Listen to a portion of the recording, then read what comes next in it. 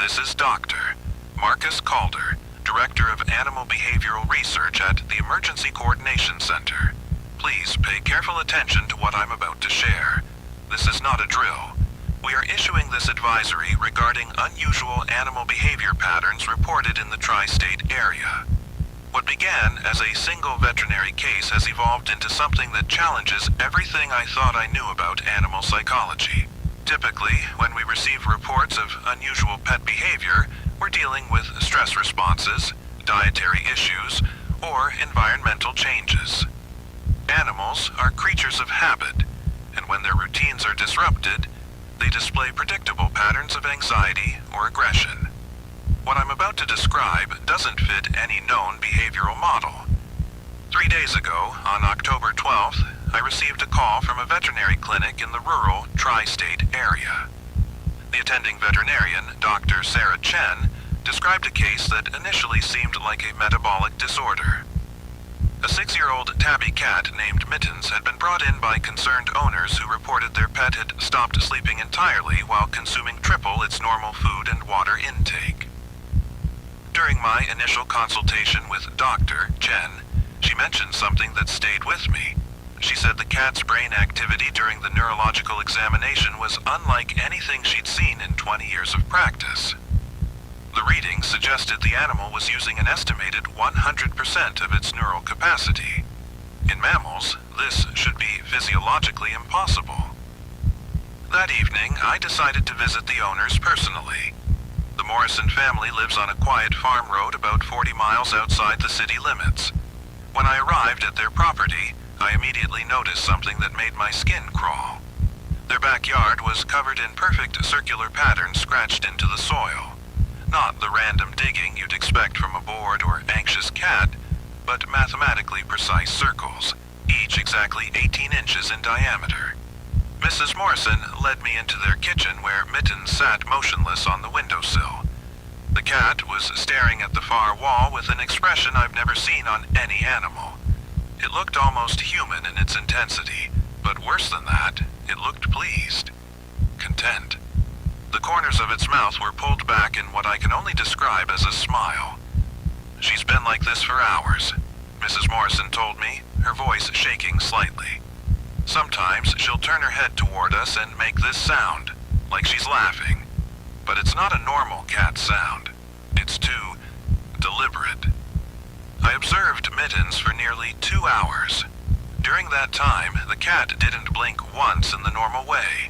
Instead, it performed what I can only call reversed blinking, keeping its eyes closed for extended periods, then opening them wide for just a fraction of a second. Each time the eyes opened, that unsettling smile would broaden. Around 9 o'clock, Mrs. Morrison brought out Mittens' food bowl. What I witnessed next defied every principle of animal nutrition I've studied. The cat consumed an entire can of food in less than 30 seconds, then immediately moved to its water bowl and drank continuously for nearly 10 minutes. Throughout this entire feeding process, it maintained that euphoric expression. Dr. Calder, Mr. Morrison said quietly, "Yesterday we found her in the barn at 3 in the morning. She was standing on her hind legs, scratching those circles into the wooden beam. When we called her name, she turned around and looked at us with that same smile. Then she laughed. It sounded almost human." I spent the remainder of the evening documenting Mittens' behavior patterns. Between 10 p.m. and midnight, the cat alternated between periods of intense wall staring and what I can only describe as episodes of extreme euphoria. During these euphoric phases, Mittens would pace in tight circles, occasionally stopping to look directly at the Morrison family with an expression of pure bliss. The most disturbing incident occurred just before I left their property. At approximately 11:45 p.m., I was reviewing my notes in the kitchen when I heard a low humming sound. It seemed to be coming from Mittens, who was once again staring at the wall. I pulled out my recording equipment and detected a subsonic frequency emanating from the cat's throat. The frequency was so low it was barely audible to human ears, but my equipment registered it clearly. Mrs. Morrison noticed my concern and shared something that made my blood run cold. Dr. Calder, we've been hearing that humming sound through the walls at night. It's not just coming from Mittens. It's like there's something humming back to her from outside. This morning, I returned to the Morrison property to conduct follow-up observations. What I found there has prompted this emergency broadcast. The circular patterns in their backyard had multiplied overnight. There were now dozens of perfect circles scratched into the soil, arranged in a pattern that seemed almost purposeful, mathematical. Mittens was no longer in the house. The Morrisons found her at dawn, standing in the center of the largest circle, still smiling, still staring toward the tree line. When they approached, she didn't acknowledge their presence. She simply continued her focused observation of something none of us could see. I'm categorizing what I've observed into 3 distinct stages based on my research over the past 3 days. Stage 1 appears to be metabolic acceleration. The affected animal stops sleeping and dramatically increases food and water consumption, while maintaining an unnaturally euphoric state. Stage 2 involves repetitive circular behaviors and directional fixation, usually accompanied by the low-frequency humming I recorded. Stage 3, which I witnessed this morning, involves complete environmental detachment and apparent communication with unknown stimuli. The timeline from initial symptoms to stage 3 appears to be approximately 72 hours. During this progression, the affected animal maintains that disturbing smile and demonstrates cognitive capabilities that shouldn't be possible for their species. If you notice your pet displaying any of these behaviors, do not attempt to interrupt their activities. Based on my observations, affected animals become extremely protective of their compulsions. Remove other family members from the immediate area and contact our emergency hotline immediately. Do not try to confine or restrain the animal, as this may trigger unpredictable responses. I want to emphasize that Mittens showed no signs of aggression toward the Morrison family. However, there was something in her behavior that suggested she was operating under a compulsion stronger than any domestic animal training or natural instinct. When I attempted to interrupt her wall staring yesterday evening, she turned toward me with an expression of such focused intensity that I instinctively stepped back. What concerns me most is that this appears to be an isolated incident affecting a single animal. In my 30 years of animal behavioral research, I've never encountered a case where an individual animal develops such extreme cognitive enhancement without any identifiable cause. The metabolic demands alone should have killed Mittens within the first 24 hours. Yet here we are, 3 days later, and she's not only surviving, but thriving. The euphoric state she maintains suggests she's experiencing something pleasant, even blissful. But the directional fixation and circular behaviors indicate she's responding to stimuli that don't exist in our shared reality. I've sent tissue samples to our laboratory for analysis, but preliminary results show no evidence of disease, parasites, or toxins. Mittens' blood work indicates optimal health despite her impossible eating patterns and complete lack of sleep.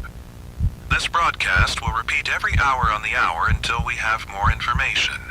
If you observe similar behavioral changes in your pets, particularly cats, please report them immediately to our Emergency Coordination Center.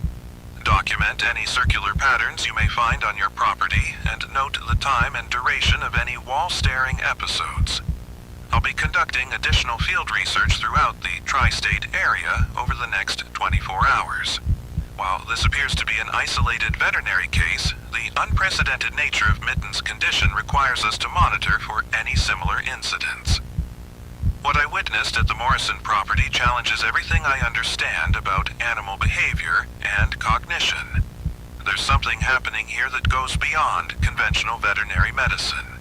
Something that's making a domestic cat smile while it stares at empty walls and scratches mathematical patterns into the earth. Until we understand what's causing this phenomenon, I urge all pet owners in the tri-state area to remain vigilant. Pay attention to your animal's behavior, especially during nighttime hours. If your cat begins growling at the wall, don't investigate what it's seeing. Just run. This is Dr. Marcus Calder, and I'll be back tomorrow night with updates on this developing situation. Stay safe and trust your instincts. If something feels wrong with your pet's behavior, it probably is. This is Dr. Marcus Calder, Director of Animal Behavioral Research at the Emergency Coordination Center. I'm speaking to you directly tonight because the situation I reported yesterday has expanded beyond anything we initially anticipated. What started as an isolated case with a single domestic cat is now spread across 3 counties within our tri-state area, and I need you to understand the gravity of what we're facing. Yesterday, I told you about Mittens, the 6-year-old tabby who stopped sleeping and began displaying impossible neurological activity. Tonight, I'm reporting that we have confirmed cases involving multiple dogs across different counties, all exhibiting identical symptoms. The pattern suggests we're dealing with something far more serious than a simple veterinary anomaly.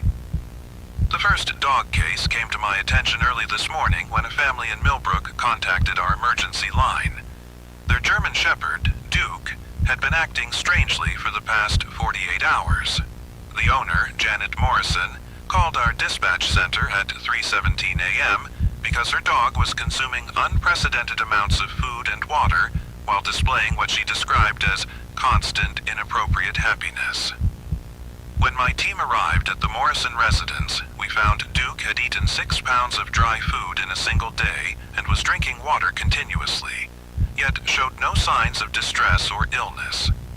What disturbed me most was Duke's facial expression. Just like Mittens, this dog was smiling. Not the typical canine expression we might interpret as happiness, but an actual human-like smile that seemed fixed on his face. Duke would spend hours staring at the barn wall behind their property, maintaining this unsettling expression while his tail wagged in perfect rhythm. The family mentioned hearing him make sounds they'd never heard before during the night hours, sounds that resembled laughter more than barking. That same afternoon, I received another call from Clear Creek County. A family had found their beagle, Rusty, motionless for 12 straight hours, staring at the side of their house with the same euphoric expression I'd witnessed with Duke. The dog had been scratching perfect circles in the dirt around their property, just like the patterns we documented at the Blackwood farm.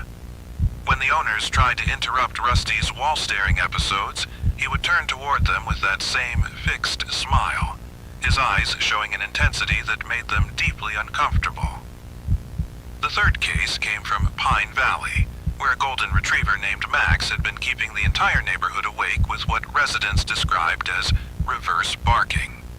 Instead of the normal bark patterns we'd expect from a dog, Max was producing sounds that seemed to play backwards, followed by periods of human-like laughter that echoed through the residential area during the darkest hours of the night. The owners reported that Max had tripled his food intake and was creating the same circular patterns in their backyard that we'd seen at the other locations. By evening, I had personally visited all 3 locations, and what I observed defied every principle of animal behavior I've studied in my 23 years of research. Each dog showed hyperactivity during daylight hours, but their activity was focused entirely on wall fixation and circular pattern creation. The walls they stared at showed no obvious features that would typically attract animal attention, yet each dog seemed to be observing something specific that remained invisible to human perception. The most disturbing discovery came when my team brought recording equipment to document the animal's behavior. During what the families called smiling episodes, our sensitive audio equipment detected low-frequency humming emanating directly from the affected dogs. This humming occurred at frequencies below normal human hearing range, creating a subsonic vibration that our instruments measured but our ears couldn't process. The humming patterns were identical across all 3 cases, suggesting these dogs were somehow synchronized despite being separated by dozens of miles.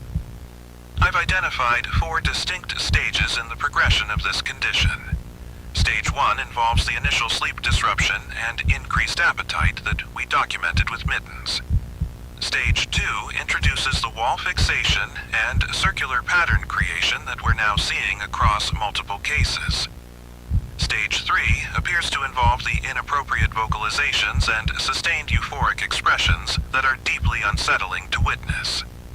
I'm concerned about what Stage 4 might bring, as none of our cases have progressed beyond the current symptoms. The geographic distribution of these cases is particularly troubling. All 3 dog families live within a 50-mile radius of the original Blackwood farm, suggesting a point source origin for whatever is affecting these animals. However, we found no environmental factors that could explain the identical behavioral patterns. Water sources, food supplies, and environmental conditions vary significantly across the affected areas, yet the symptoms remain precisely the same. What makes this situation even more concerning is the animal's reaction to human intervention. When family members attempt to redirect their pet's attention away from wall staring or interrupt the circular pattern creation, the affected dogs become protective of their compulsions. They don't show aggression exactly, but they demonstrate a determination to continue their behaviors that seems to override their normal obedience training and human bonding. Earlier tonight, I was personally present when the Morrison family tried to bring Duke inside during one of his wall-staring episodes. The dog's reaction was unlike anything I've witnessed in my professional experience. Duke maintained his fixed smile while positioning himself between the family and the barn wall, as if protecting something only he could perceive. His body language suggested he was guarding whatever held his attention, and he showed no recognition of his owner's commands or concerns. The families are reporting that their dogs' personalities have fundamentally changed. These animals, who were previously responsive to human interaction and normal household routines, now seem to exist in a state of constant private focus. They acknowledge their human families but appear to be primarily engaged with something beyond our perception. The continuous smiling creates an atmosphere of wrongness that the families find increasingly difficult to tolerate. My team has expanded our investigation to include veterinary analysis of the affected animals. Blood work and neurological testing show the same impossible results we documented with Mittens. All 3 dogs are utilizing an estimated 100% of their brain capacity, a biological impossibility that should result in immediate death. Instead, they appear to be experiencing enhanced cognitive function while maintaining their fixed emotional state. The cross-species transmission we're witnessing suggests that whatever is affecting these animals operates beyond normal biological boundaries.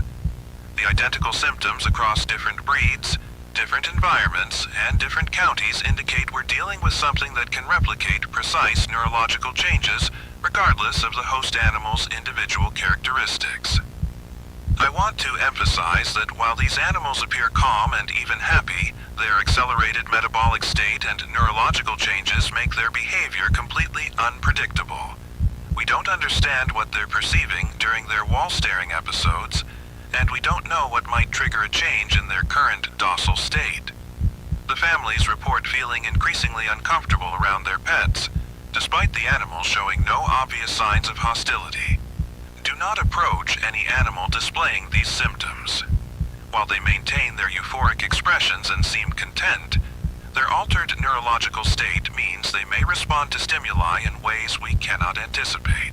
The protective behavior we've observed suggests these animals are committed to continuing their compulsions, and any interference could provoke unpredictable reactions. If you notice your pet has stopped sleeping, is consuming excessive amounts of food and water, or begins staring at walls while displaying inappropriate facial expressions, contact our emergency line immediately. Do not attempt to interrupt these behaviors, and do not leave children alone with affected animals. We are implementing quarantine protocols for all confirmed cases to prevent further spread and to protect both the animals and their human families. The pattern of identical symptoms across multiple species and locations suggests we're facing something unprecedented in veterinary medicine. I'll be monitoring the situation throughout the night and will provide updates as new information becomes available. Until we understand what we're dealing with, assume that any animal displaying these symptoms represents a potential risk to household safety. This is Dr. Marcus Calder with the Emergency Coordination Center. Stay alert, trust your instincts and remember that sometimes the most dangerous situations are the ones that appear completely harmless. This is Dr. Marcus Calder, Director of Animal Behavioral Research at the Emergency Coordination Center. Please pay careful attention to what I'm about to share. This is not a drill. What started as isolated animal cases has now jumped to humans, and I need to tell you something that's going to sound impossible. We've discovered that this phenomenon isn't random. It's following bloodlines. Specific family lines dating back to the original tri-state settlement in 1847. 3 days ago, I thought we were dealing with a veterinary crisis. Yesterday, I realized we had cross-species transmission. Today, I'm looking at evidence that suggests this has been planned for generations. The pattern became clear when Sarah Blackwood called me directly. She's the woman whose cat Mittens started this whole situation. When she phoned yesterday evening, she hadn't slept in 72 hours. But here's what disturbed me most. She was laughing. Not nervous laughter, not hysteria. Pure, genuine joy while describing symptoms that should have terrified her. Dr. Calder, she said, her voice bubbling with inappropriate cheer. I understand now why Mittens was so happy. The wall isn't just a wall. There's something wonderful behind it, and I can almost see it too. I drove to her farmhouse immediately. What I found there will haunt me for the rest of my life. Sarah met me at the door, and the first thing I noticed was her smile. It was identical to the expression we documented in the affected animals.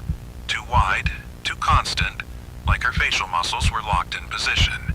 She'd lost at least 15 pounds in 3 days, but her eyes were bright with an energy that seemed to consume her from within. I've been eating constantly, she told me, leading me to her kitchen. 6 full meals today, and I'm still hungry. But it's not regular hunger. It's like my body is burning through everything immediately. The kitchen table caught my attention. Deep scratches covered its surface, forming perfect circles within circles. The wood was gouged so deeply that splinters littered the floor. When I asked about it, Sarah's smile somehow became even wider. I made those last night, she said, running her fingers along the grooves. I couldn't stop myself. My hands just kept moving, and the patterns felt so right, so mathematically perfect. That's when I noticed her fingernails. They were worn down to the quick, some bleeding, but she didn't seem to feel any pain. She was completely euphoric about the destruction she'd caused to her own body.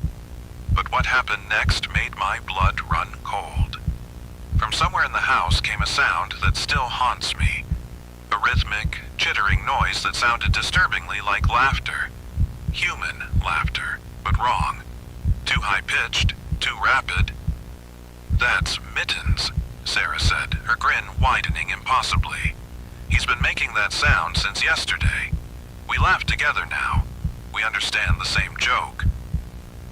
I followed the sound to the living room, where I found Mittens sitting in the center of another set of circular scratches carved into the hardwood floor.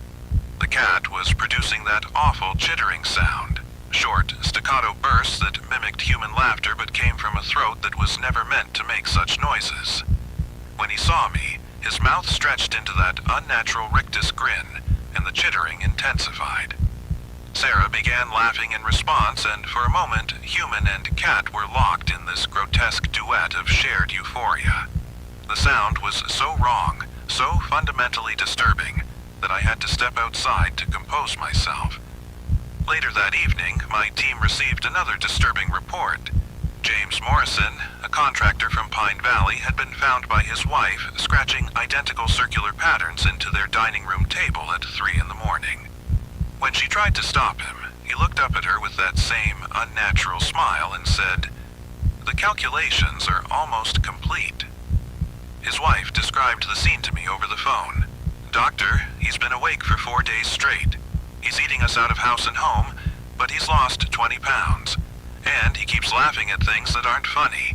Like when I told him I was scared, he started giggling like I'd told him the world's best joke." The Morrison family had called us 2 days earlier about their German Shepherd. The dog had been in our isolation facility since Tuesday, displaying the same symptoms we'd seen in Mittens. James had been present during the intake procedure. By Thursday morning, I had documented 12 human cases across 3 counties. Every single affected individual lived in a household with one of our quarantined animals. But here's what made my blood run cold. Not everyone in those households was affected. Only specific family members. I spent Thursday afternoon in the county records office tracing genealogies. What I discovered defies explanation, but the evidence is undeniable. Every affected human can trace their lineage back to the original Blackwood settlement of 1847. Sarah Blackwood is a direct descendant of the settlement's founder. James Morrison's great-great-grandmother was a Blackwood daughter who married into the Morrison family in 1863. The pattern was perfect. Bloodline transmission, skipping generations, but always returning to the same genetic markers. That's when I started digging into historical records, and what I found changed everything. The tri-state area has experienced identical incidents every 40 years, dating back to 1847. The documentation is sparse. Most records from those years have been lost or destroyed, but what remains tells a terrifying story. In 1887, the county sheriff reported that several families from the original settlement had taken to the woods with their animals, displaying symptoms of profound happiness before complete disappearance. The report mentioned that affected individuals consumed impossible quantities of food while maintaining constant expressions of joy. In 1927, a local doctor documented what he called the smiling sickness. His notes describe patients who stayed awake for weeks, eating continuously while scratching circular patterns into any available surface. The affected individuals, he wrote, spoke of mathematical certainties and approaching revelations. All of them disappeared into the mountain wilderness within days of reaching what he termed the acceleration phase. The 1967 incident was better documented. A state investigator filed a report about families who abandoned their homes in organized groups, leading their domestic animals toward the remote mountain caves. The investigator noted that affected individuals demonstrated enhanced cognitive abilities during their accelerated state, solving complex problems while maintaining inappropriate emotional responses. Every incident, every 40 years, involving the same family lines. The Blackwoods, the Morrisons, the Kellys, the Hartmans, all descendants of the original 1847 settlement. This morning, I witnessed the acceleration phase firsthand. I was conducting a welfare check on the Hartman family when I found Patricia Hartman in her backyard. She was standing in the center of a series of perfectly circular trenches she'd dug with her bare hands. Her fingers were raw and bleeding, but she was laughing with pure delight. "The math is so beautiful," she told me, her voice rapid and excited. "I can see the patterns now, Doctor." Calder. The 40-year cycles, the bloodline connections, the way the animals prepare us for the final stage. It's also perfectly designed. She spoke faster than any human should be able to speak, her words tumbling over each other with impossible clarity. She was demonstrating cognitive abilities I'd never seen before, calculating complex mathematical sequences in her head while maintaining that constant, unsettling smile. "The pets aren't sick," she continued, her laughter bubbling between words. "They're the invitation. They prepare us, show us what's coming, and then we join them in the final stage. It's the most wonderful thing, Doctor. We're going home." When I asked her what she meant by home, her smile faltered for just a moment. In that brief pause, I saw something that terrified me more than anything else. A flicker of the Patricia Hartman I'd known, trapped behind that euphoric mask, aware of what was happening but unable to stop it. Then the smile returned, brighter than ever, and she said, "The mountain caves. We're all going to the mountain caves." As I'm recording this broadcast, I have confirmed reports of 17 affected individuals across the tri-state area. All of them are in the acceleration phase. Cognitive enhancement, massive caloric intake, and that constant, terrible smile. All of them are scratching circular patterns and speaking of mathematical certainties. And all of them are descendants of the 1847 Blackwood settlement. Here's what you need to understand. If you have ancestry tracing back to that original settlement, you are at risk. The phenomenon appears to be hereditary, following specific genetic markers that have been dormant for generations. Avoid contact with affected animals. Do not attempt to retrieve pets that have been quarantined. If you notice family members displaying excessive appetite, inability to sleep, or inappropriate euphoria, do not approach them during the acceleration phase. They may appear lucid and enhanced, but they are following a compulsion that has been building for 40 years. The most disturbing aspect of this situation is the cyclical nature. This isn't a random outbreak, it's a harvest. Something has been calling these bloodlines home every 40 years since 1847, and the pattern suggests it's not finished with us yet. I'll be monitoring the situation throughout the night. Based on historical patterns, we're approaching the final stage. All affected individuals will likely disappear into the mountain wilderness within the next 24 hours. If you're a descendant of the 1847 settlement, lock your doors, stay away from your pets, and pray that when 2067 arrives, someone will have found a way to break this cycle. This is Dr. Marcus Calder, signing off. May God help us all. This is Dr. Marcus Calder, Director of Animal Behavioral Research at the Emergency Coordination Center. What I'm about to share with you may be our final broadcast on this situation. The affected individuals have entered what I can only describe as the final stage, and I'm documenting this from a safe distance as the last groups disappear into areas where our equipment simply cannot follow. Over the past 4 days, I've watched this phenomenon evolve from isolated animal cases to something that defies every principle of behavioral science I've studied. Tonight, I'm speaking to you not just as a researcher, but as someone who has witnessed the complete transformation of an entire community.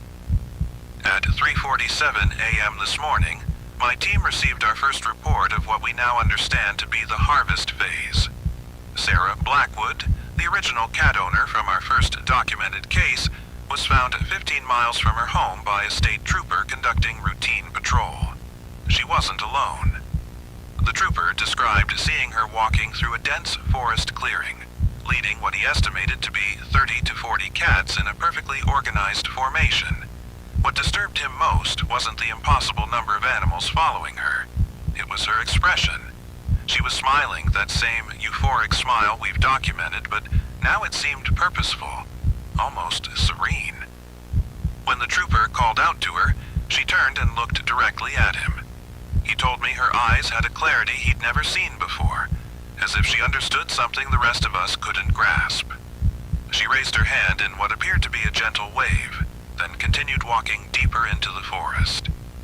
The cats moved with her in perfect synchronization, never breaking formation, never making a sound.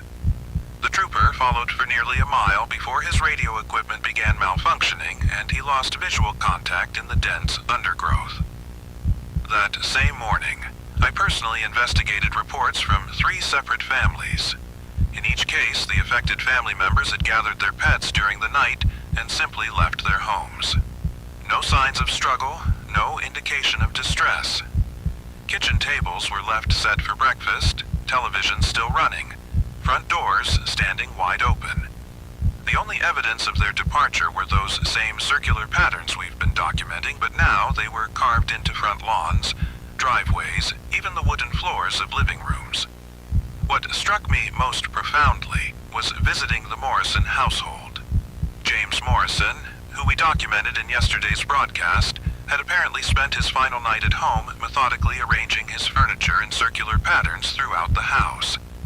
His wife found every piece of furniture, chairs, tables, even the refrigerator, positioned in perfect circles within each room.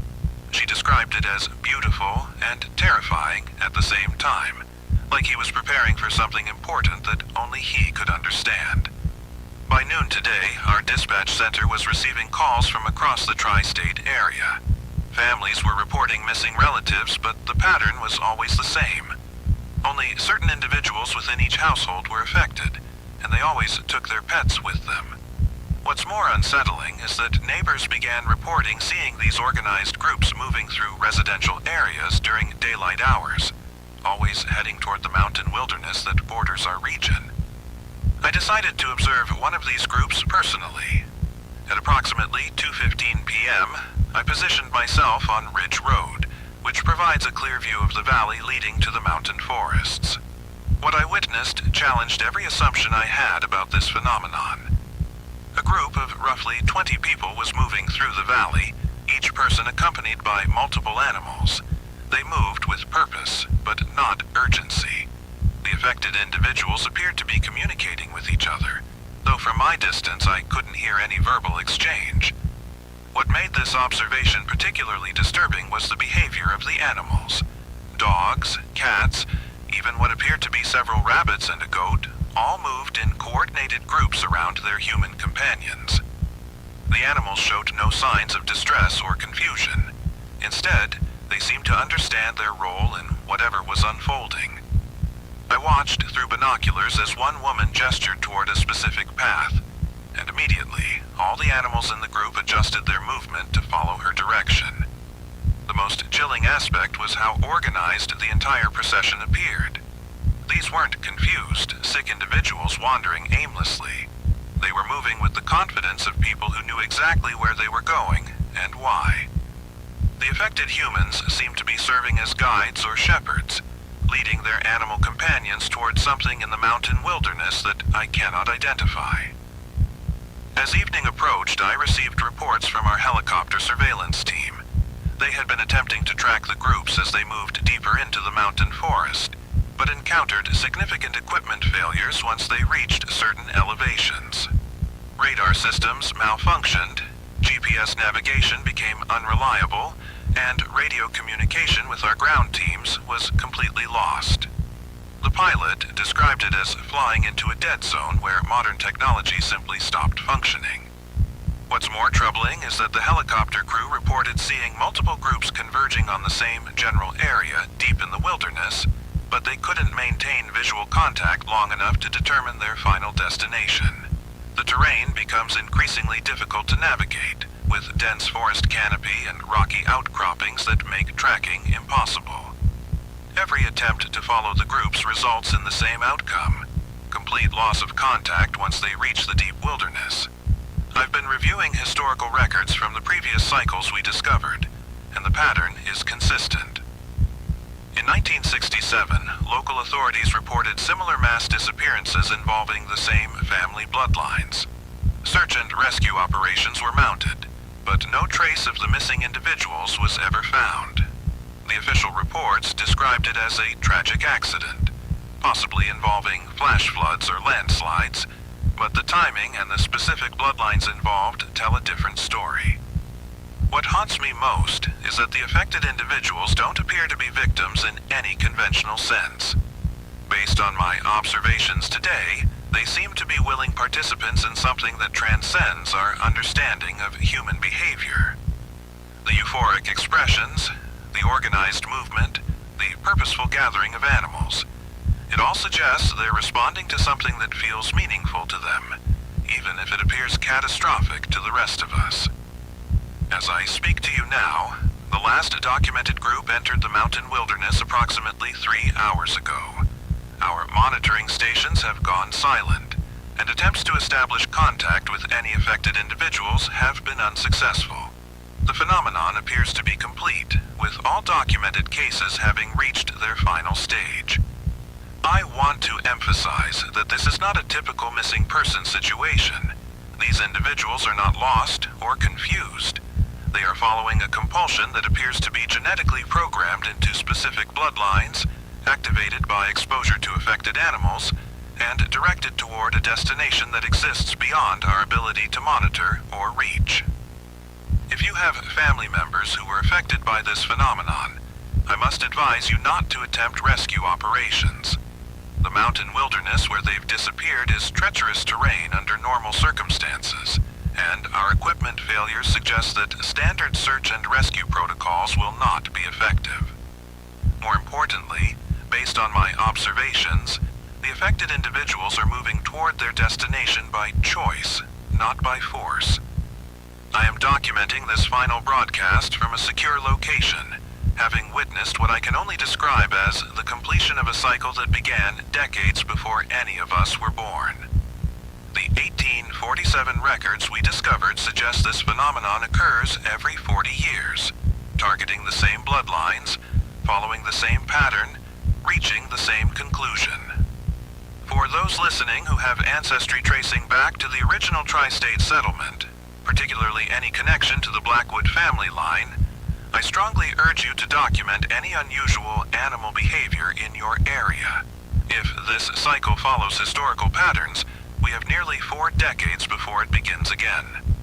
But I suspect that what we've witnessed over the past 4 days will be remembered not as a tragedy, but as a transition that we simply weren't meant to understand. The affected individuals have reached their destination, whatever that may be. The animals that accompanied them have served their purpose in guiding them there, and those of us who remain are left with the unsettling knowledge that somewhere in the deep wilderness, something has been waiting for them to arrive. This concludes our emergency broadcast series. I pray that when 2067 arrives, whoever holds this position will be better prepared for what's coming than we were. God help us all. This is Dr. Marcus Calder from the Emergency Coordination Center. Please listen closely and follow these instructions. This is not a drill. If your dog starts watching shadows or tracking movement you cannot see, immediate action is required.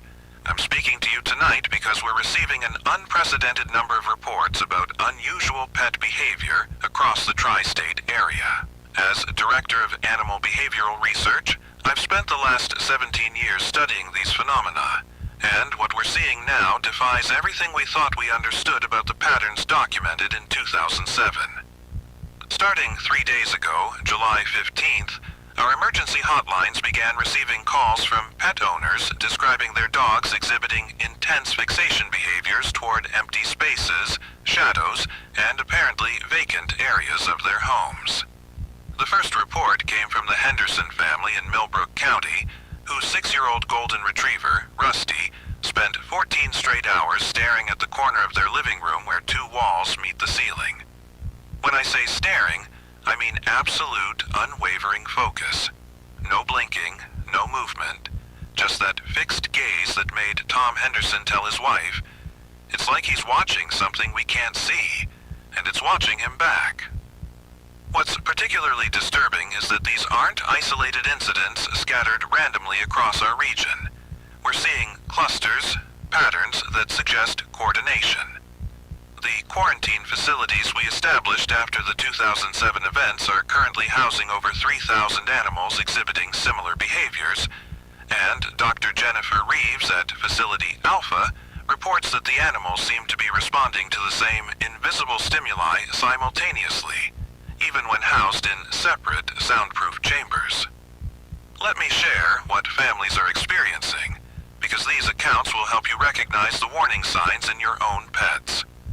A couple on Granger Hill reported that their normally social Labrador mix, Bailey, had positioned himself in their hallway and refused to move for over 6 hours. The dog's head tracked slowly from left to right, following something moving along their ceiling that neither owner could see. Sarah Chen described the experience to our dispatch team. His ears kept twitching like he was listening to something, but our house was completely silent. When I tried to call him away, he didn't even acknowledge I was there. It was like he was protecting us from something only he could sense. Later that night, more calls came in from Pine Valley. The Yamamoto family woke to find their Shiba Inu, Mochi, sitting perfectly still in their 3-year-old son's doorway. Kenji Yamamoto noticed that Mochi's entire body was tense, every muscle coiled like he was ready to spring into action, but his eyes never left a specific spot about 7 feet above the child's crib.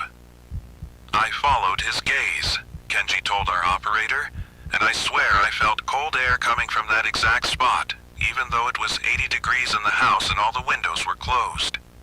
When Kenji tried to move the dog, Mochi let out a low growl, the first aggressive sound he'd ever made toward a family member.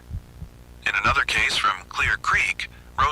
Sophia called emergency services when her Maine Coon cat, Princess, had been sitting motionless in the same position for 12 hours, staring at the space between their refrigerator and kitchen wall. What disturbed Rosa most wasn't the staring itself, but the fact that Princess was positioned between Rosa's sleeping daughter and whatever she was watching. She never left that spot, Rosa explained. Not to eat, not to use the litter box, nothing. It was like she was standing guard. But against what? The most unsettling report came from Dr. Patricia Wong, one of our facility veterinarians, who was conducting routine behavioral assessments at Quarantine Facility Gamma. During her evening rounds, she discovered that 47 different animals, dogs, cats, even a few rabbits, had all oriented themselves to face the same direction within their enclosures. Every single animal was staring at the facility's eastern wall with identical intensity. "I've never seen synchronized behavior like this," Dr. Wong reported. "These animals have been isolated from each other for weeks, yet they were all responding to something in perfect unison. When I tried to redirect their attention with food or toys, they wouldn't break focus. It was like they were all seeing the same thing, and that thing was more important than anything else in the world." We have identified these common stages based on reports from over 200 affected households.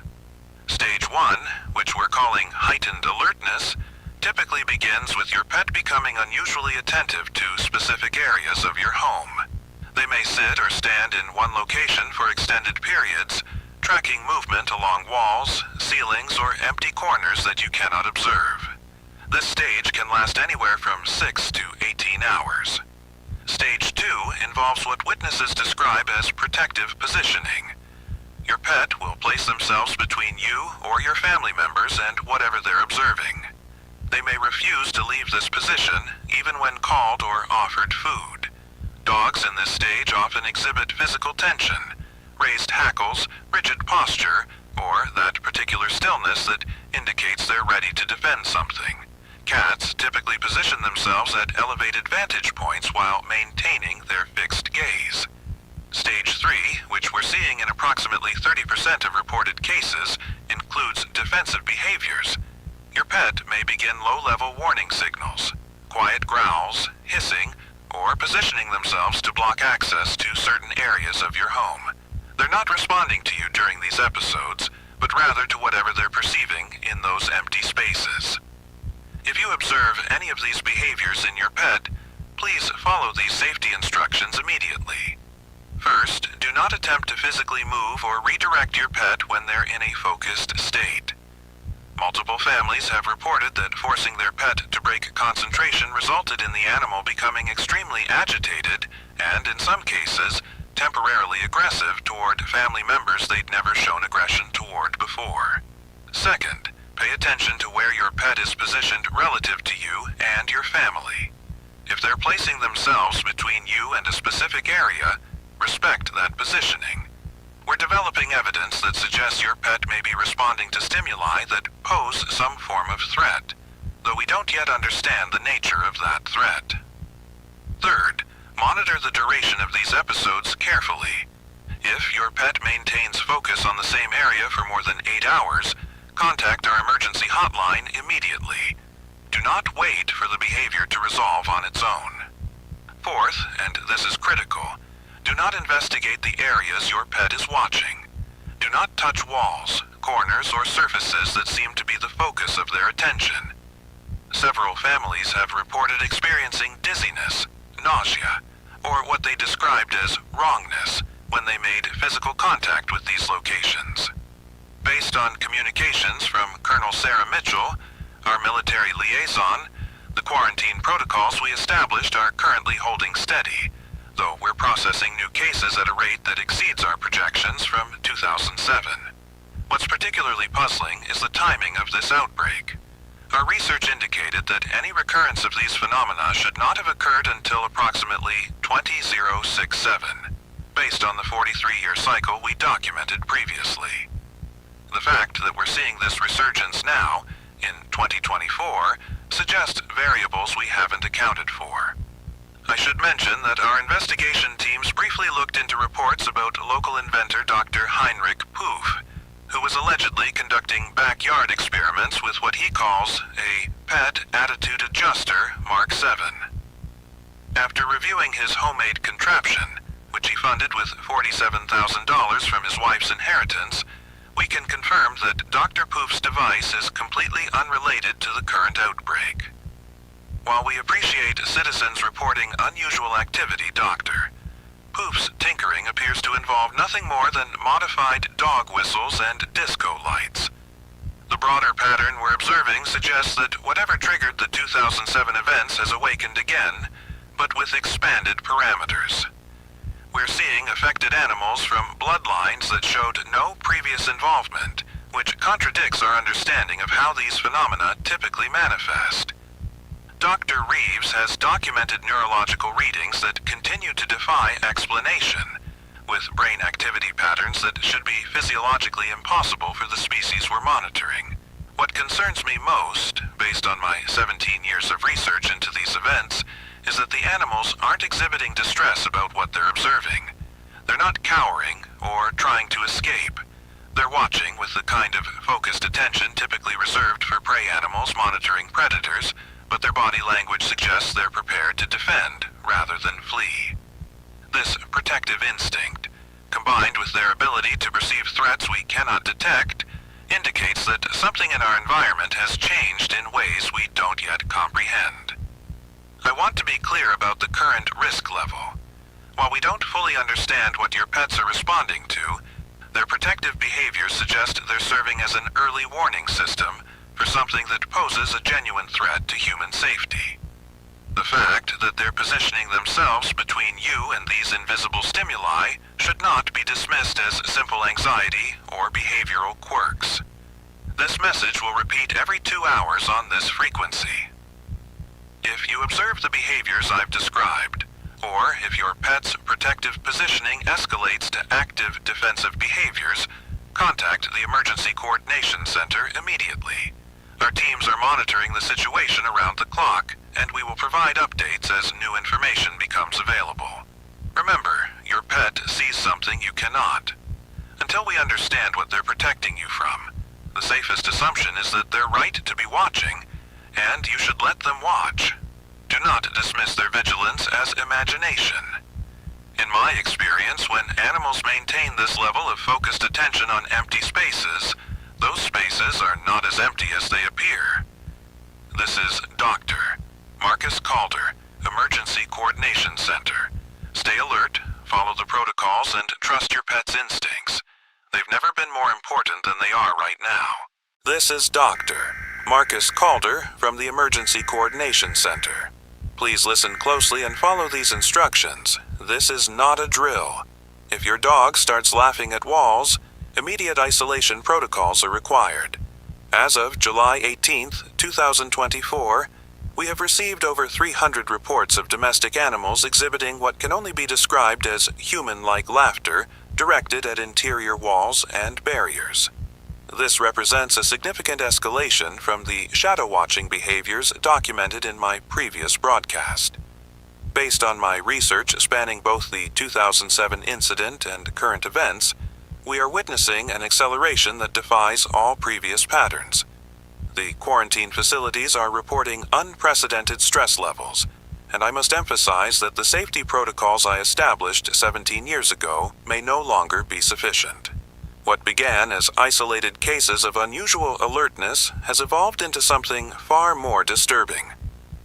The first confirmed wall laughter incident occurred at 3:47 a.m. on July 15th at the Henderson residence in Millbrook County.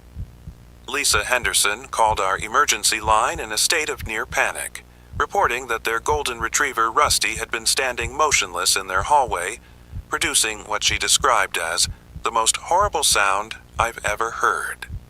When pressed for details, she said it sounded exactly like her deceased father's laugh, but coming from their dog's throat. The incidents have been clustering around specific geographic areas, suggesting either environmental factors or some form of transmission we don't yet understand.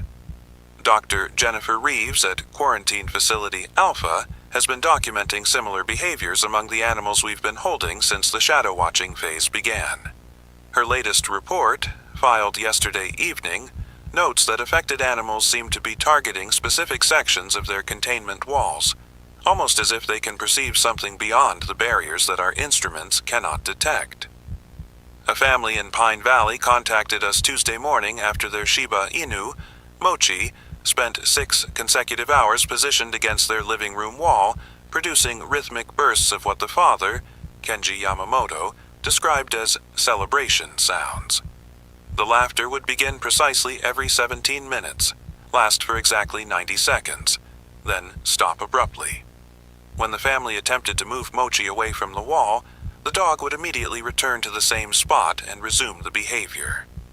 Sarah Yamamoto noted that during the laughter episodes, their infant son would become extremely agitated, crying inconsolably until the sound stopped. The Yamamoto case became more disturbing when neighbors began reporting that their own dogs were exhibiting similar behaviors at exactly the same times.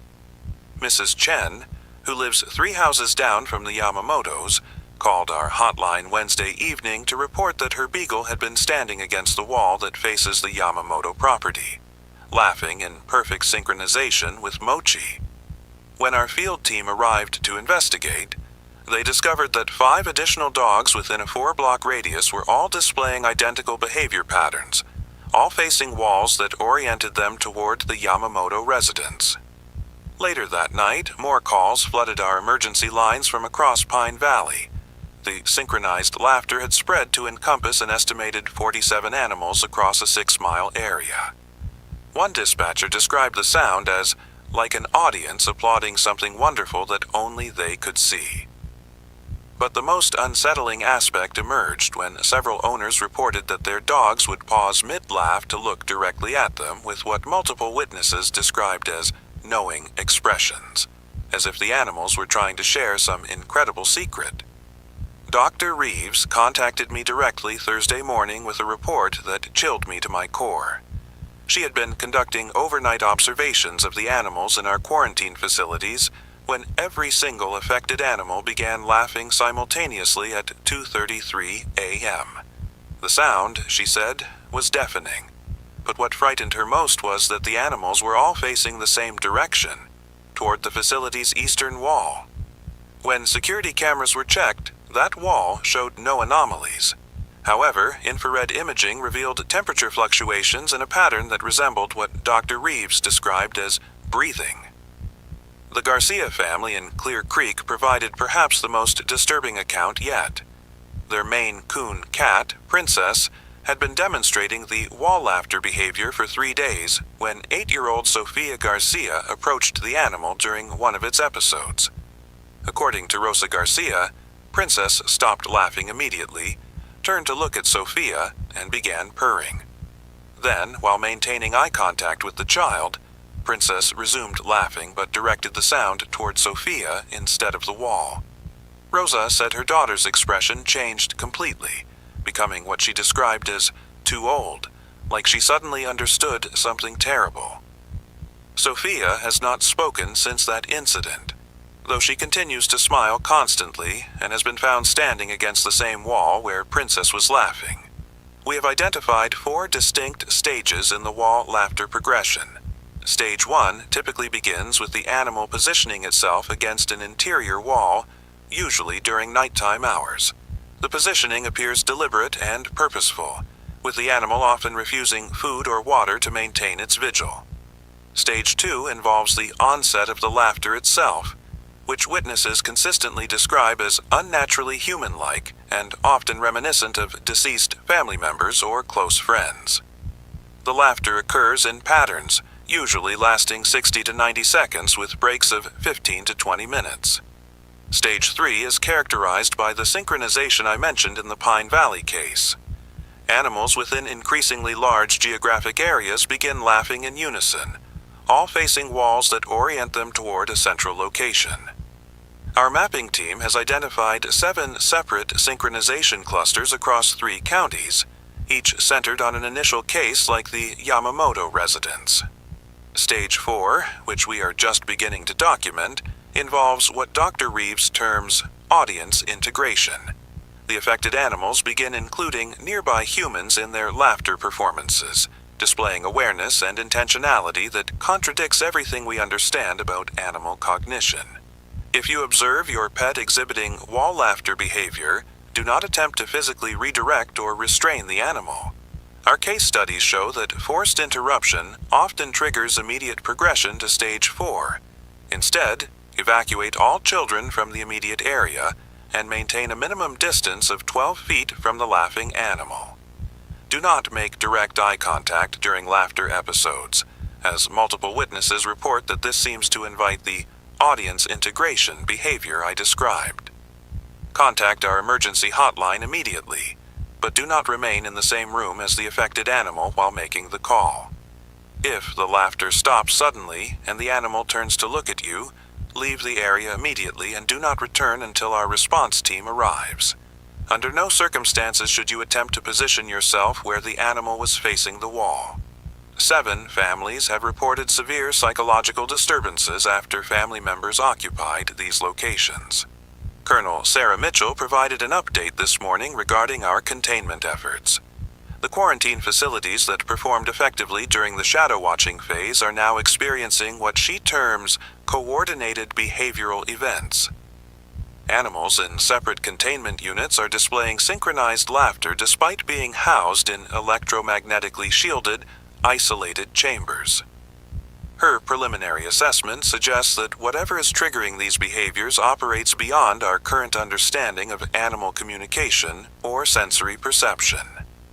Agent David Cross has requested additional resources from his task force, specifically requesting consultation with specialists in what he termed unconventional phenomena. His field reports indicate that affected animals demonstrate awareness of observation equipment, often modifying their behavior when certain recording devices are present.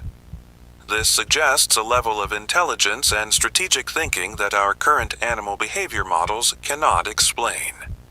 Dr. Heinrich Poof was briefly investigated yesterday after neighbors reported strange mechanical sounds from his property coinciding with the Pine Valley synchronization event.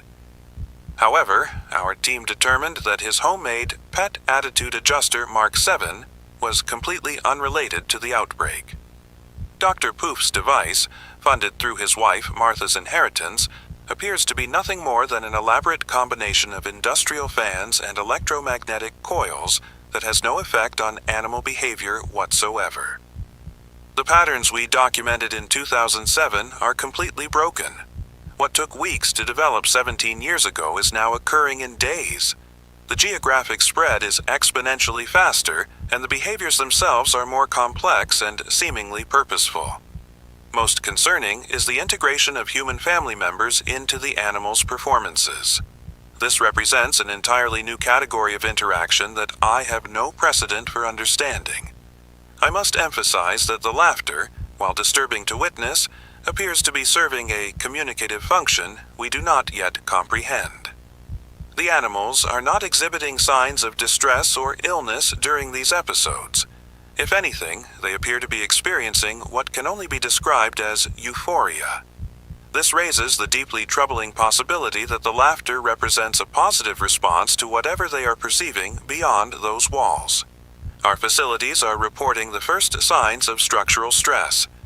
The constant, synchronized vocalizations are creating acoustic pressures that our containment systems were not designed to handle. Dr. Reeves has recommended reducing the number of animals per facility to prevent what she fears could be catastrophic resonance effects. We are implementing these measures immediately, but our capacity to house affected animals is becoming critically limited. If your pet begins laughing at walls, remember that silence is the most dangerous sign of all. When the laughter stops, something else begins. This broadcast will repeat every 4 hours on all emergency frequencies. Stay vigilant, stay separated, and whatever you do, do not look at what your dog sees in those walls. This is Dr. Marcus Calder from the Emergency Coordination Center.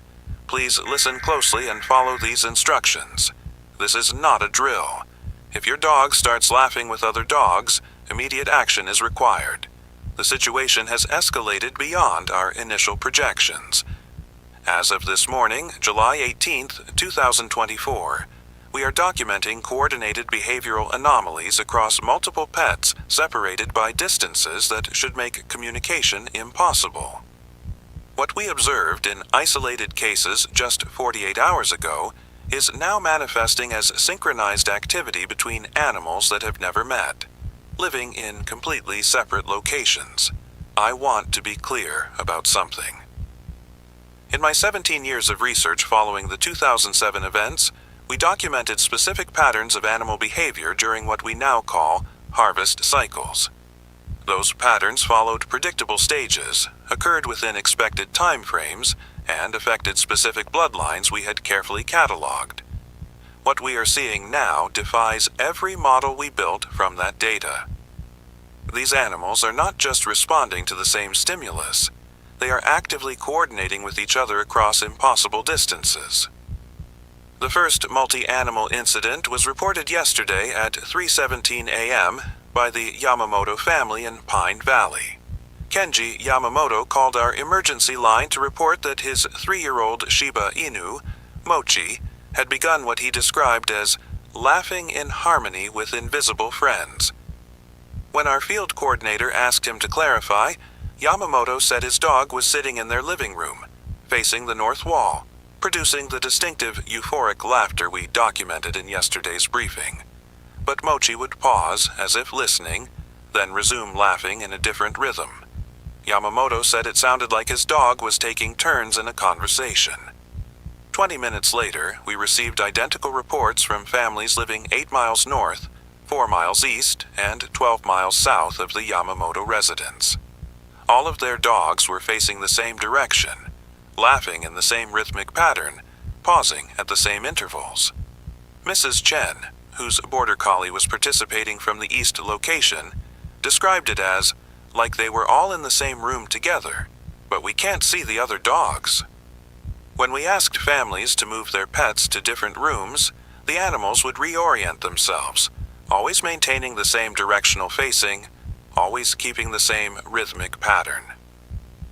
Dr. Jennifer Reeves from Quarantine Facility Alpha contacted me this morning with a report that shook me to my core.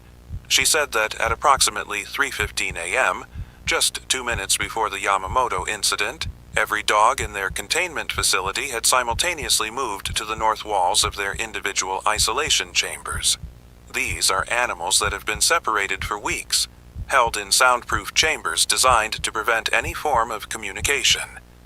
Yet all 37 dogs began laughing together in perfect synchronization.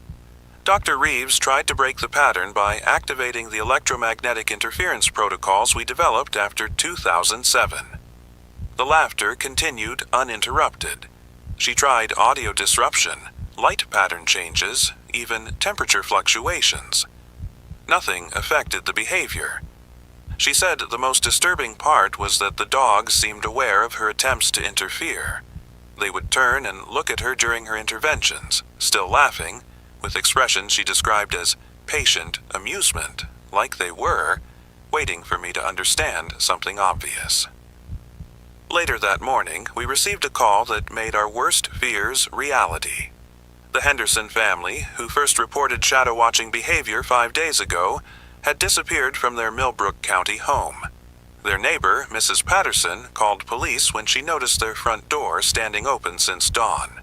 Officers found clear signs of hasty departure, breakfast still on the table, car still in the driveway, but no signs of struggle or forced entry.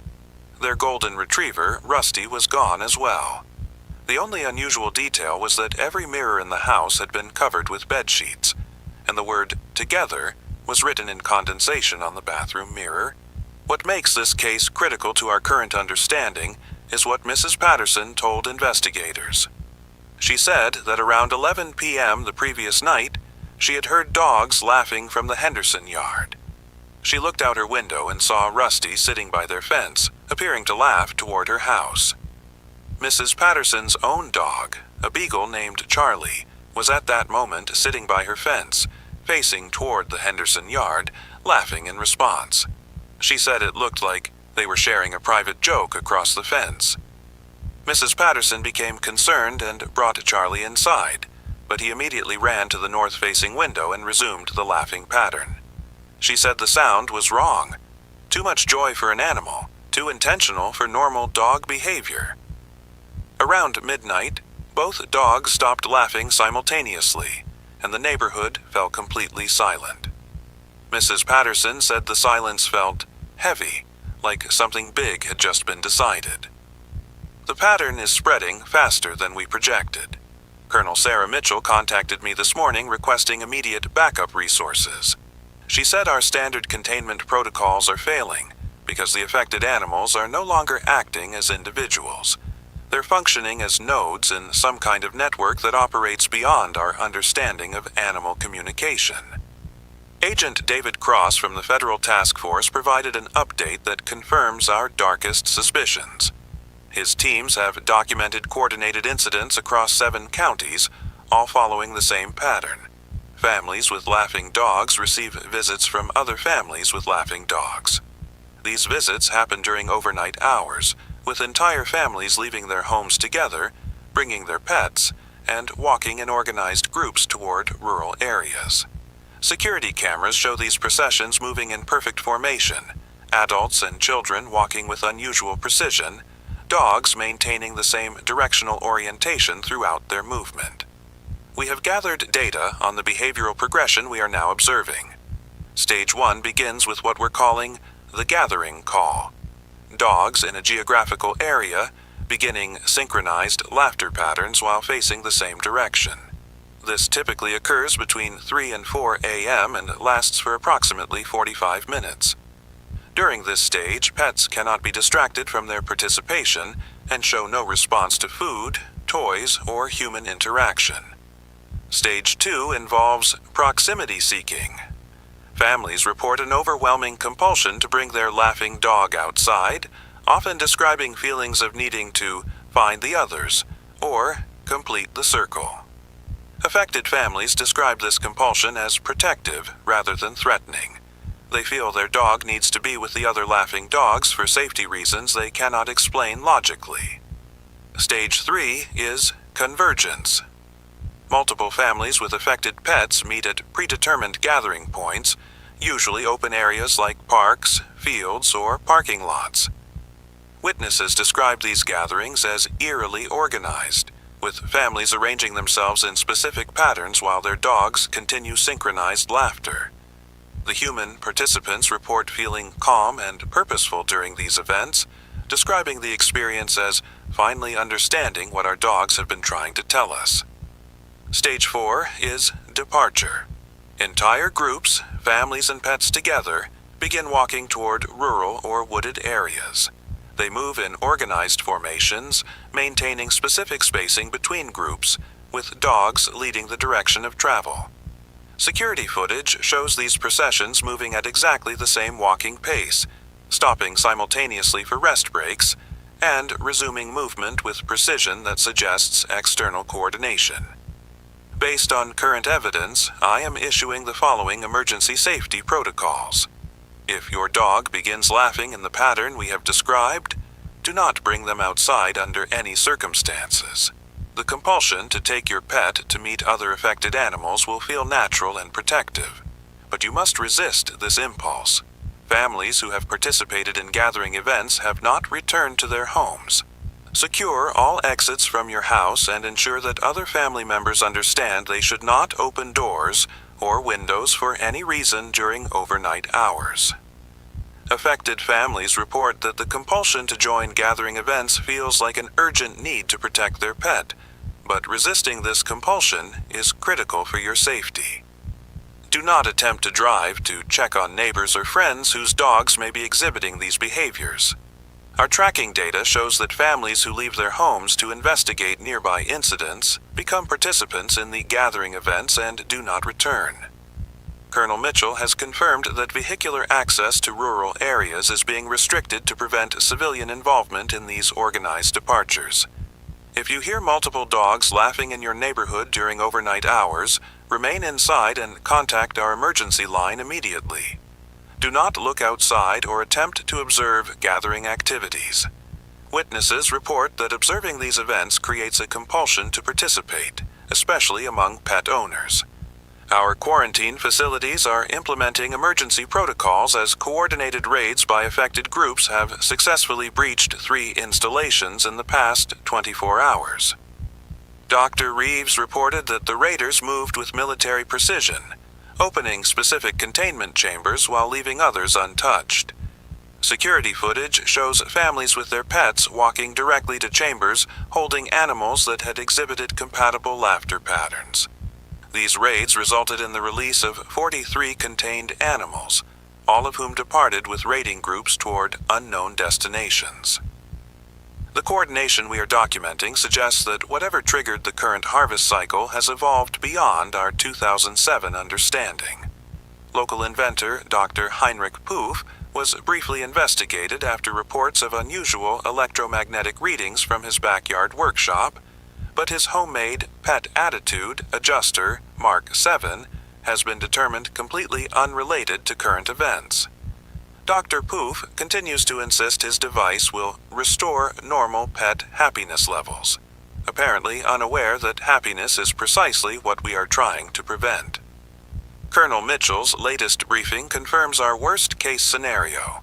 The affected animals and their families are not acting under distress or coercion. They are participating willingly in organized activities that serve purposes we do not understand. Military intervention has proven ineffective because the targets do not resist or attempt to escape. They simply wait patiently for interference to stop, then resume their coordinated behaviors. This is no longer a containment operation.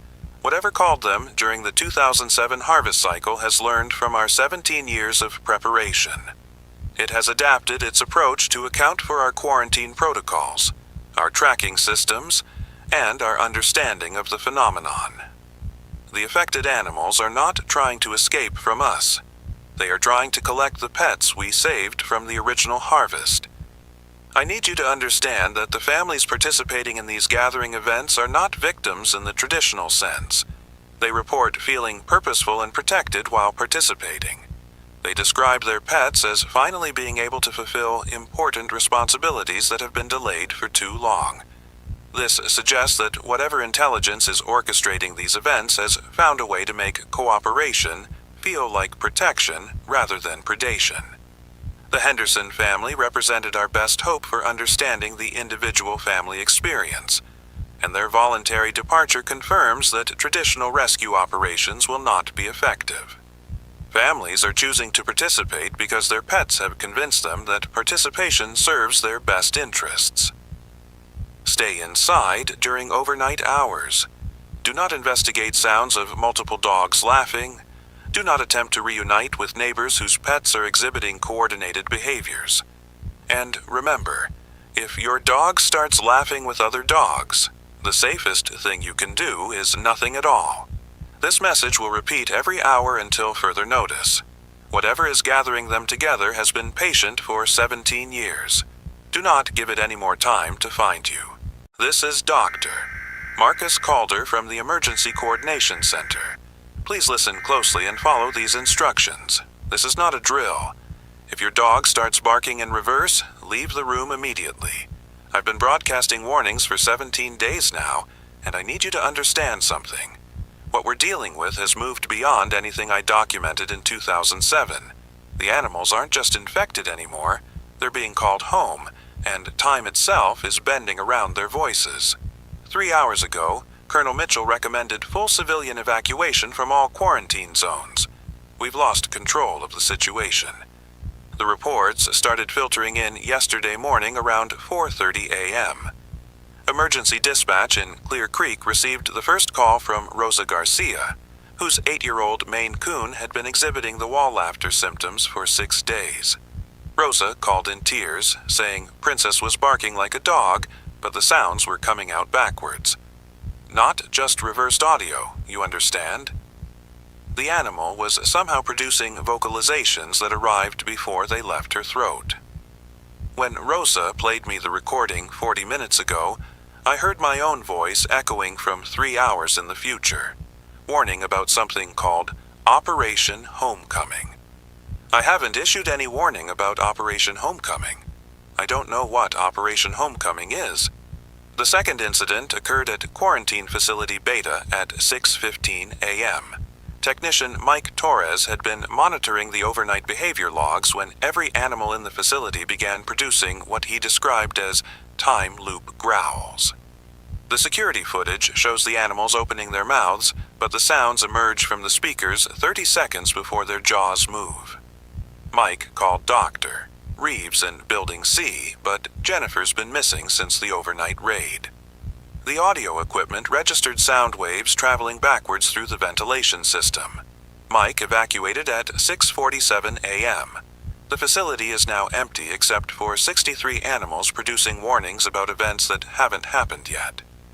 Let me be absolutely clear about what we're seeing across all affected zones. The reverse vocalizations aren't random. They're coherent warnings delivered in temporal reverse order. A family in Millbrook County reported their golden retriever barking a countdown that ended yesterday morning, but started 3 days from now. Another household documented their cat meowing the phrase, "They're almost home," continuously for 6 hours, but each repetition arrived 17 minutes before the previous one. The animals are experiencing time differently now, and they're trying to warn us about something that's already happened in their timeline. Dr. Patricia Wong managed to get one final transmission from Facility Gamma before we lost contact. She said the animals were all facing southeast and producing harmonized reverse barking that created standing wave patterns in the air. Quote, "Doctor. Calder, they're not making sounds anymore. They're unmaking them. The acoustic patterns are subtracting silence from reality." That transmission came in at 9:22 a.m. The timestamp on her workstation showed 3:47 p.m. tomorrow. Patricia's been missing for 14 hours now, but her equipment is still receiving her own voice explaining procedures she hasn't performed yet. The Yamamoto family in Pine Valley called in their final report around noon. Their Shiba Inu Mochi had been coordinating with other dogs since last week, but now the coordination was happening in reverse sequence. Kenji described watching Mochi respond to commands from other dogs before those dogs barked them. The family tried to leave their house at 12:30 p.m., but Mochi began producing what Kenji called future barks, vocalizations that described the family's actions 20 minutes before they performed them. Their neighbor found the house empty at 3 p.m., but the reverse barking continued from the basement until 4:15 p.m. There were no animals in the basement. The sounds were coming from tomorrow. Later that afternoon, Agent Cross attempted to coordinate a facility raid with military backup from Colonel Mitchell's unit. David's last transmission came through at 5:40 p.m., but the timestamp corruption means we're not sure when he actually sent it. The audio contains David describing the raid in reverse order, starting with screaming and ending with confident mission briefing. Between the reverse timeline and the interference, we can't determine if the mission succeeded, failed, or is still happening. Colonel Mitchell's response team reached the coordinates at 6:15 p.m. and found only David's radio, broadcasting his own voice reporting mission success from what the timestamp indicated was next Tuesday. The most disturbing case came from a family outside Clear Creek whose name I'm not authorized to release. Their rescue mutt began barking in perfect reverse chronological order, starting with high-pitched panic barks and gradually descending to calm whoops. But the emotional content was inverted. The panic barks sounded peaceful, and the calm whoops carried absolute terror. The family recorded 18 minutes of this before their daughter realized the dog was predicting their conversation backwards. Every bark corresponded to something they were about to say, but delivered in reverse order and reverse emotional context. The father said it was like watching their future selves having a conversation about something terrible, but only hearing their dog's emotional responses to words they hadn't spoken yet. Based on my analysis of 17 years of research and 4 days of temporal audio distortion, we've identified 3 distinct stages of reverse vocalization behavior. Stage 1 begins with simple temporal displacement. Your pet's barks or meows arriving fractionally before they open their mouth. This creates an echo effect where you hear the sound in stereo. Your pet appears to be responding to their own future vocalizations. This stage typically lasts between 30 minutes and 3 hours. Stage 2 involves coherent reverse communication. Your pet will begin producing vocalizations that correspond to future events in your household. They might bark about dinner before you've started cooking, or meow about visitors before anyone arrives. The emotional content of these vocalizations will be inverted. They'll sound happy when warning about danger, and distressed when predicting positive events. During Stage 2, which can last anywhere from 6 hours to 2 days, your pet is experiencing your shared timeline in reverse order. Stage 3 is full temporal severance. Your pet begins producing vocalizations from multiple timeline segments simultaneously. You'll hear past, present, and future barks overlapping in impossible harmonies. Their physical body exists in your current moment, but their vocal expressions are scattered across weeks or months of subjective time. Dr. Wong's final notes suggested the animals achieve complete temporal omniscience during Stage 3. They can predict and respond to events that exist in probability space rather than actual occurrence. This is the stage where the reverse barking begins to affect local reality instead of just reflecting it. If you observe any reverse vocalization behavior from your pet, you must immediately leave the room without saying anything. The temporal audio distortion can create causality loops where your response to future barks influences past barks, trapping you in recursive conversation with tomorrow's version of your pet. Do not attempt to record the phenomenon. Electronic equipment amplifies the temporal displacement and can trap you in audio time loops lasting hours or days. Move to a room with no shared walls or ventilation with your pet's location. The reverse barking can propagate through building infrastructure and affect anyone within acoustic range. Close all doors between yourself and the affected animal. Do not attempt rescue or comfort. Your pet is experiencing temporal separation, and your presence creates additional timeline stress that worsens their condition. If you hear your own voice among the reverse vocalizations, evacuate the building immediately.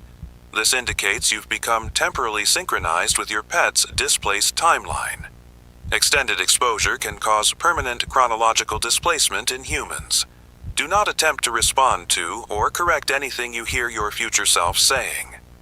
Contact emergency services from outside the building and report temporal audio contamination. Under no circumstances should you approach other households reporting similar phenomena. The reverse barking creates interference patterns when multiple affected animals are in proximity. Colonel Mitchell's reconnaissance team documented harmonized reverse barking from 6 different houses on Maple Street, creating a standing wave that trapped emergency responders in a 30-minute causality loop.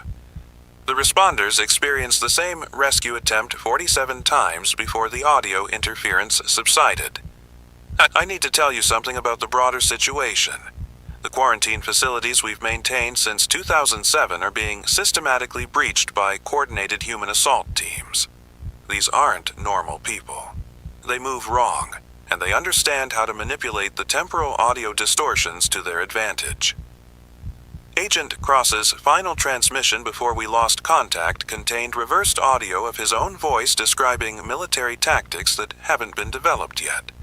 The assault teams appear to be using the infected animal's temporal displacement to coordinate attacks across multiple time streams simultaneously.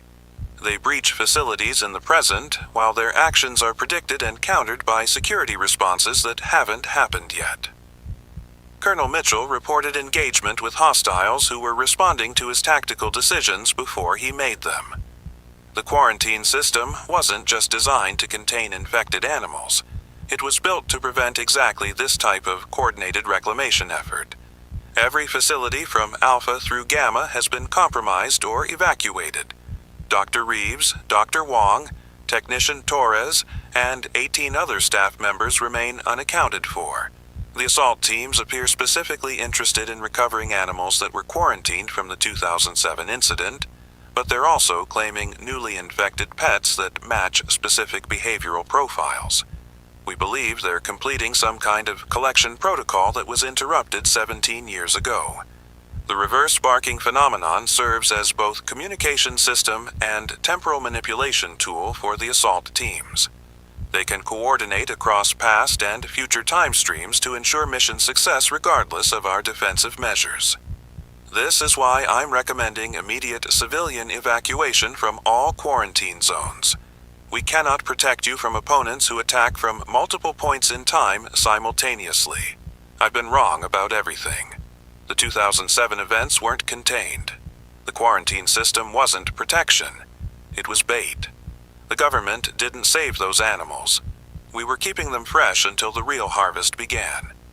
And now that harvest is happening 17 years ahead of schedule, with capabilities that defy everything I understand about linear time and animal behavior. The reverse barking isn't a symptom of infection. It's the sound of time breaking down around something that should never have been delayed this long. Something called them in 2007, and we interfered. Now it's calling them home with interest, and the debt includes anyone who tried to prevent the original collection.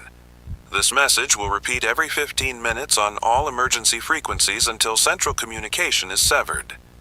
If you stop hearing these broadcasts, assume Operation Homecoming has reached your area. The silence will tell you everything you need to know. Stay away from your pets. Stay away from your neighbor's pets. Stay away from anywhere you hear barking that arrives before the bark begins. God help us all. This is Dr. Marcus Calder from the Emergency Coordination Center. Please listen closely and follow these instructions. This is not a drill. If your pet starts whispering at night, do not respond. As of this morning, July 28, 2024, I am issuing what may be our final emergency broadcast regarding the animal behavior crisis. After 17 years of maintaining quarantine protocols, after decades of research, after everything we thought we understood about the 2007 events, I must report that we have failed completely. The government quarantine system has been surrendered. All facilities have been evacuated or overrun. What began 3 weeks ago as isolated incidents of unusual pet behavior has escalated into something that defies every assumption we held about containing this phenomenon. The pets are speaking now. Not barking, not meowing, but forming human words with vocal cords that were never designed for human speech. The sound is wrong in ways that will haunt you. When a golden retriever looks at you and says, "Mommy, why did you let them take me away?" In a voice that creaks and rasps because dogs cannot make those sounds, you understand that we are dealing with something far beyond our comprehension. These are not your pets anymore. Whatever intelligence speaks through them knows things it should not know, sees things that are not there, and remembers things that have not yet happened. Over the past 72 hours, reports of pets producing human speech have flooded our emergency lines from every affected region. Unlike the previous stages we documented, this whispering phenomenon appears to be the culmination point, the final stage of whatever process has been unfolding since that terrible cry emerged from deep within the earth. The calls have since stopped coming, not because the situation has improved, but because the families are no longer available to make them. A woman named Rosa Garcia in Clear Creek was among the last civilians to maintain contact with our emergency services. She had been reporting on her 8-year-old Maine Coon, Princess, since the wall-laughing phase began 2 weeks ago. Rosa called us at 11:47 p.m. on July 26th in a state of barely controlled terror. She said Princess had been sitting in the hallway outside her teenage daughter's bedroom for 3 hours, perfectly still, staring at the closed door. Then Princess began to speak. Not meowing, but producing careful, deliberate human words in a voice that Rosa described as like someone trying to talk through a broken windpipe. The cat had said, "Rosa, your daughter is not in her room." When Rosa protested that she had seen her daughter go to bed, Princess tilted her head and replied, "Check the closet. She's been there since Thursday." Rosa's daughter had indeed been missing since Thursday. She had been calling in sick to school, but Rosa realized she had not actually seen her daughter's face in 4 days. only heard her voice through the bedroom door.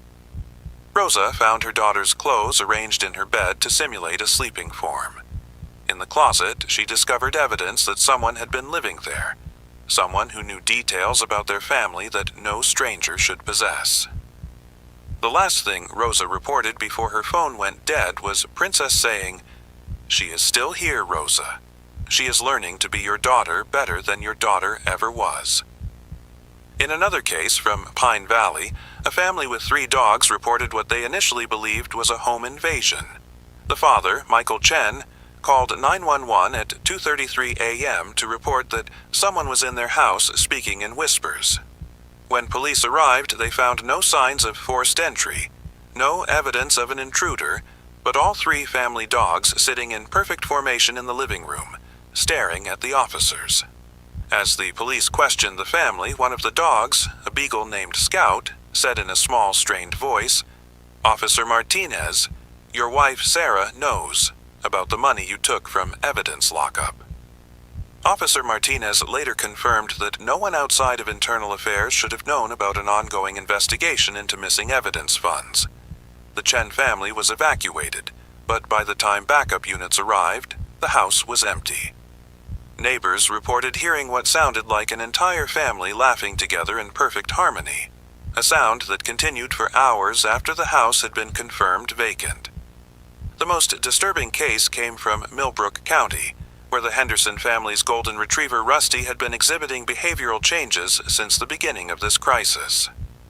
Tom Henderson made a final call to our emergency line at 4:15 a.m. on July 27th. He was whispering into the phone, explaining that Rusty had been sitting at the foot of their bed for 6 hours, speaking in a voice that sounded exactly like Tom's deceased father. Rusty was recounting specific conversations between Tom and his father from 30 years ago, conversations that had taken place before Rusty was even born. The dog was explaining family secrets, revealing the location of hidden assets, and describing how Tom's father had died in detail that Tom had never shared with anyone. But what terrified Tom most was when Rusty began describing things his father could never have known.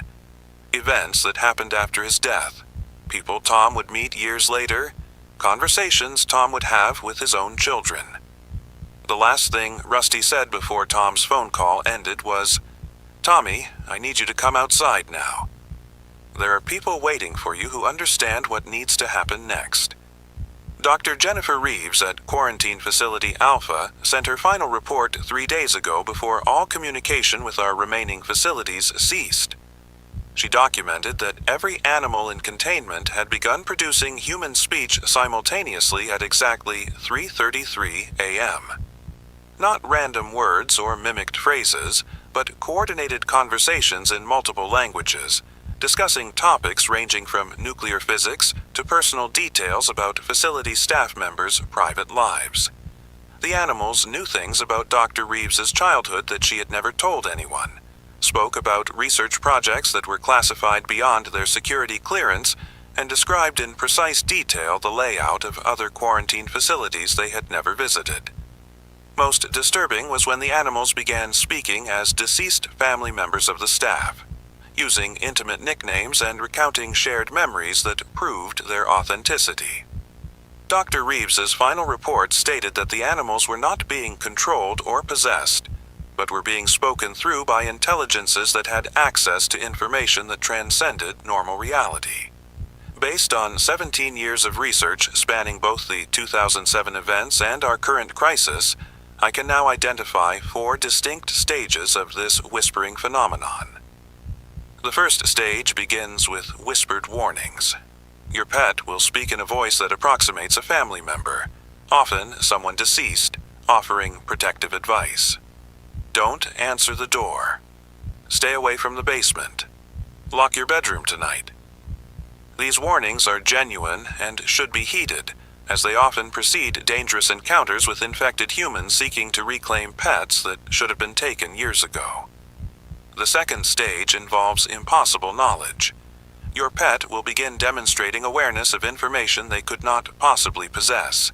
They may reveal hidden aspects of your personal history, describe events that occurred before they were born, or predict future occurrences with disturbing accuracy. This stage typically lasts 24 to 48 hours and indicates that whatever intelligence speaks through your pet has access to information sources beyond normal perception. The third stage presents reality distortion. Your pet will begin describing things that are not visible to human senses, but which may in fact be present. They may warn you about the man standing behind you when you are alone, describe rooms in your house that do not exist, or explain how your family members are not quite right today. During this stage, trust your pet's warnings implicitly, as they are perceiving threats that your senses cannot detect. The final stage is identification replacement.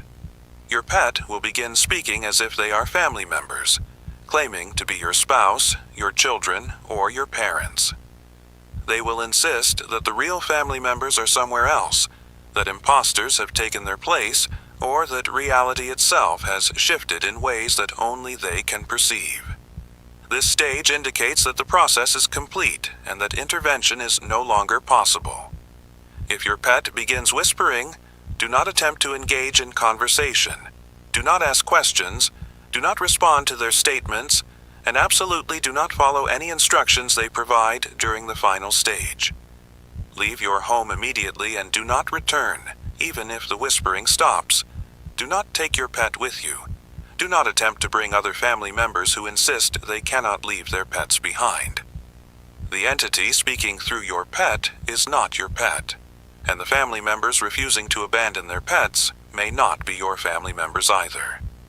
Do not trust anyone who claims they can help you remove your pet safely. Over the past week, we have received numerous reports of individuals claiming to be government agents or animal control specialists offering to extract pets from affected households. These individuals are not affiliated with any government agency. They move with an unnatural precision, speak with perfect knowledge of your personal situation, and their primary goal appears to be reuniting affected pets with infected humans who have been living in wilderness areas since 2007. Colonel Sarah Mitchell's final transmission confirmed that these false officials are operating with coordinated intelligence and supernatural capabilities that render conventional law enforcement ineffective. Our quarantine facilities have been evacuated not because we were overrun by force, but because we made the decision to minimize casualties by surrendering the contained animals voluntarily. The infected humans seeking to reclaim these pets demonstrated a willingness to kill any number of facility staff members to achieve their objective. After losing contact with Dr. Reeves and 37 other specialized personnel, the decision was made to open all containment units and allow the affected animals to be taken peacefully. The quarantine system that protected us for 17 years is gone. Agent David Cross was our final field operative, and his last transmission came from the abandoned town of Silverbrook, where several affected families had reportedly fled with their pets. The transmission lasted 43 seconds and consisted primarily of screaming, punctuated by what sounded like dozens of animals laughing in perfect synchronization. The audio ended with a voice that matched Agent Cross's saying, "Dr. Calder, this is Agent Cross reporting mission success. All families have been reunited with their designated companions. Please discontinue search and rescue operations in this area." The transmission came 6 hours after Agent Cross had been declared missing, following his vehicle being found empty with the engine still running. We briefly investigated local inventor Dr. Heinrich Poof, whose backyard experiments with homemade electromagnetic devices had prompted neighbor complaints throughout this crisis. As authorities conducted final evacuations of his neighborhood yesterday, Dr. Poof was found in his workshop, completely unaware of the surrounding emergency, still attempting to fine-tune what he called his pet attitude adjuster Mark 7. His device, powered by his late wife's inheritance and cobbled together from Radio Shack components, has proven entirely unrelated to any aspect of our current situation. Dr. Poof was evacuated along with his contraption, still insisting that his invention would revolutionize pet training once he resolved the frequency calibration issues. I must now share what I believe to be the truth about our situation. though it contradicts everything I understood about the 2007 events. The harvest cycle was never about taking pets randomly. It was about collecting specific bloodlines for purposes we still do not comprehend. Our quarantine system interrupted that process by containing the targeted animals, but we did not stop it. We merely delayed it while the entity behind these events adapted its approach. The cry that emerged from deep within the earth 3 weeks ago was not random. It was a summoning call directed at the pets we thought we had saved, and the humans who had been changed during the 2007 events. Those infected humans have been living in wilderness areas for 17 years, maintaining just enough of their original personalities to avoid detection, while serving as caretakers for something that required specific animal bloodlines to complete an objective we were never meant to understand. The expanded targeting we have observed, the pets being taken from families who were not affected in 2007, represents an adaptation strategy. If the entity cannot retrieve the original bloodlines, it will settle for suitable alternatives while ensuring the process cannot be interrupted again. The whispering phase is not just the final stage of pet corruption.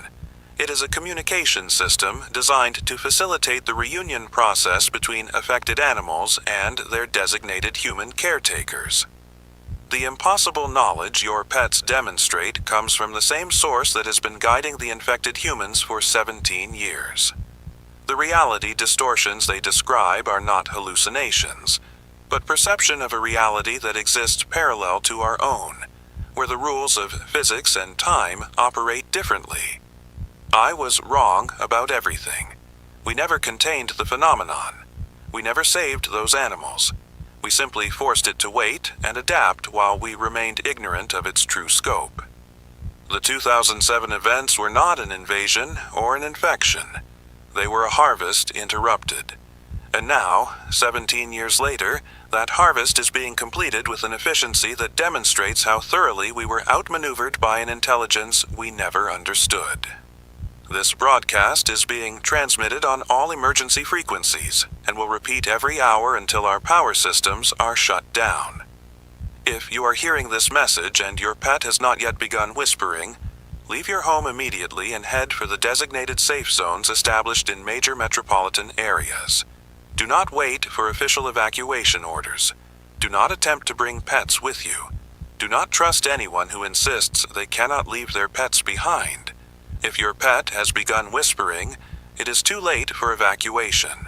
You are being prepared for integration with a system that has been operating in parallel to our world for 17 years. Your pet is not speaking to you.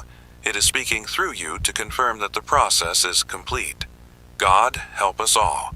This is Dr. Marcus Calder signing off from the Emergency Coordination Center, which will cease operations at dawn.